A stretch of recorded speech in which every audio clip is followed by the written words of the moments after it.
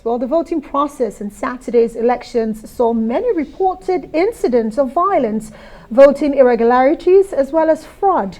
But the issue of voters' repression reared its ugly head, fueling ethnic tensions in the country. Well, Lagos became the hotbed of these tensions before and during the elections. Well, let's bring in Father Atta Barkindo, who is the Secretary of the National Peace Committee. Good to see you and thanks for your time. Thank you so One of the much, key concerns has to do with ethnicity, religious bigotry, which many are saying perhaps may be something that we should start talking about, because this has shown how further divided we are as a people. Paint for us a picture, because by the way, a lot of people are amazed seeing yourself and Father Kuka being friends with people of other religion. What's the difference in us that we can't live together, especially during politics? I think that the transformation of Nigeria as a nation, we haven't been able to develop the concept of citizenship and how to apply it, you know. People have withdrawn into the wombs of their identities, either ethnic or religious, because that is what has been able to offer them. What does it mean to be a Nigerian citizen? How responsible is the government towards the welfare of its citizens? How proud I am as a Nigerian? What is the state offering me? So if my tribe is offering me the opportunity to have admission, to be admitted in the hospital, to give me a job, it is likely that I will respect my own tribal identity more than. So I think that going forward, Nigeria has to really push the concept of this common citizenship.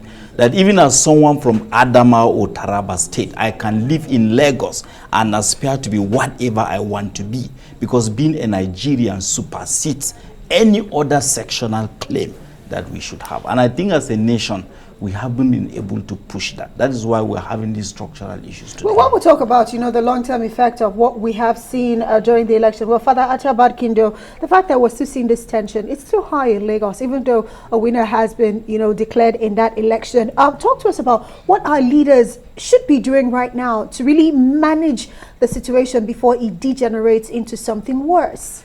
I'm not thinking they are doing much, to be very What should frank. they be doing? That's why you're here, to give this advice. They should promote. First of all, there are certain social contracts that politicians have with their own people. Simple things as electricity, good roads, jobs. You have millions of young people who have graduated, they have no job. The question is, why is it so easy for politicians to exploit these young people? Why is it so easy to command them to take up arms and kill the other person? Because the level of dispossession in this country is shocking.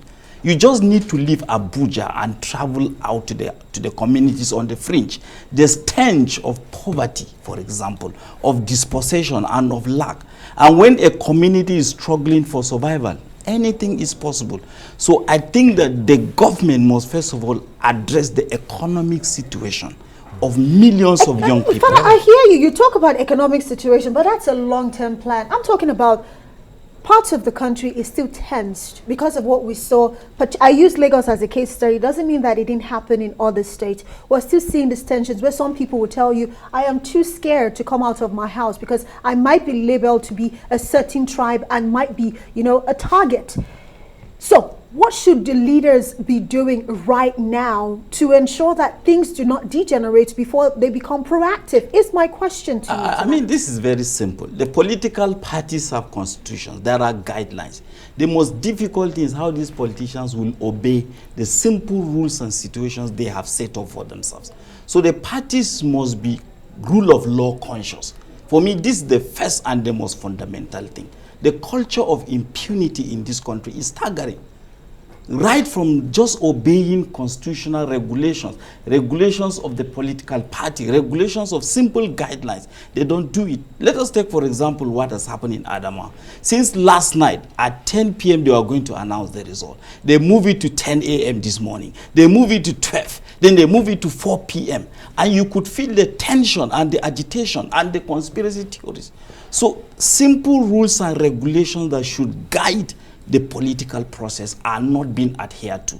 So it doesn't matter what National Peace Committee and other agencies can preach. We don't have the judicial, executive, or legislative powers. So a lot of agencies have done their best.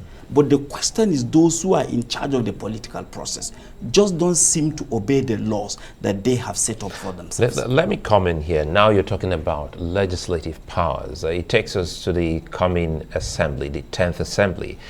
Shouldn't this whole talk about ethnicity be a thing that should be paramount on the table of the 10th assembly to address when they come in?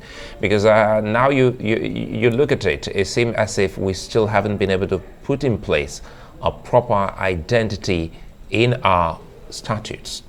I mean, beyond just identity, indigenship within the Constitution, there are so many issues of injustices within the. So there should be an entire constitutional review that recognizes areas where there are issues of exclusion, marginalization, and complete neglect. So, and it goes back to the Constitution. It goes back to some of the things that are well conflicted that should also be expunged. Because, quite frankly, the first thing an average Nigerian asks when he or she comes in contact with you is, "Where are you from?"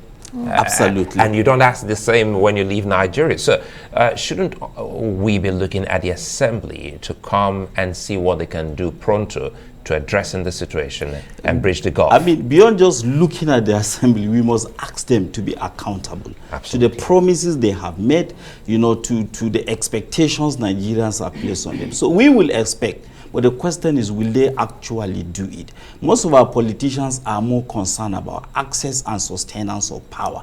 Anything that will give them access to that power, they are ready to prioritize it over and above any other thing. So I think as citizens, we really have to hold our leaders accountable and push them to address some of these constitutional, abnormalities that we have. You're talking about the Constitution. Yes, we do have loopholes in our constitutions that we need to fill up, especially if we want to be seen as one united Nigeria. No doubt about that. But I'm more concerned about the immediate situation that we find ourselves. For instance, the president-elect Bola Ahmed Tinubu, he is from Lagos, and he's yet to say anything about the tension in Lagos. So I go back to the question of the leadership in Nigeria, how we should be handling what is going on in the country at the moment.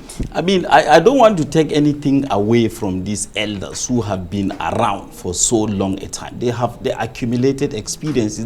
At least they should know what to say. But the unfortunate thing, you and me know, they prioritize what they want much more than any other thing. Otherwise, Nigeria shouldn't be in this current context and the situation. I'm not the one to tell the president-elect exactly what to do. They have experiences and what should be done, considering what this country has gone through and what it has passed through. So we hope and we pray as a priest that something drastically has to be done, and quickly so, because really we are passing through very difficult times. As we watch and pray, it comes back to religion and religious leaders like yourself and even the Muslim faith. What exactly do we tell our adherents? Because again, almost on a daily basis, we have these kind of engagements with these people. In the face of failure from our elected officials, what can religion do for us to ensure that these have gone past us? I think for religious leaders like myself, Bishop Kuka, Cardinal Onekon, is to constantly, because this is what our faith teaches us, to call on people not just to remain faithful and hopeful, but also to vote leaders that are competent leaders that have the interests of this country. But there is a time limit to how far you can keep talking about this, particularly in the face of gross failure of politicians living up to expectations, because it's a slippery slope. You could be accused of simply being in the same bed with these politicians if nothing serious is actually being done. But what else can we do other than to keep asking these people to remain calm, to remain vigilant, to remain expecting, to remain hopeful? I think we can do a lot. Sorry to cut you there. I really hate to do that. I think we can do a lot, because I know the kind of reverence people have of their priests, of their imams, and even traditional leaders. One of the key things I always say is, if the true faith can follow, prophets or people, who are not of their indigenship. For instance, Muhammad, the Prophet of Islam, is not from Nigeria. And they follow him through to ensure that, look, they see him as the last of the prophet. Jesus is not also an African or a Nigerian, and everyone sees him as God or Son of God.